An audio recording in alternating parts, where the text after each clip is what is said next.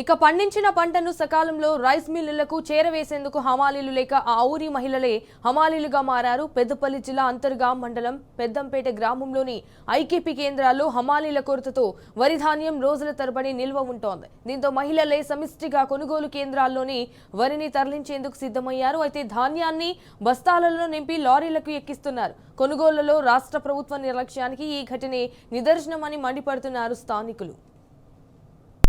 పండడంతో వీటినన్నీ తీసుకొచ్చి కళ్ళంలో వేయడం జరిగింది. హమాలీలు దొరకక మహిళలు వచ్చి ఇక్కడ కూలీగా పనిచేయడం జరుగుతుంది. బస్తాలలో వడ్లు హమాలీగా బస్తాలలో వడ్లు నింపడం జరుగుతుంది. గ్రామంలో ఏసంగి పంట కోసం వర్షాలు పడడం వల్ల మన రైతులకు ఇబ్బంది కలగకుండా మేము హమాలీ కూలీల మహిళలు వస్తున్నాం.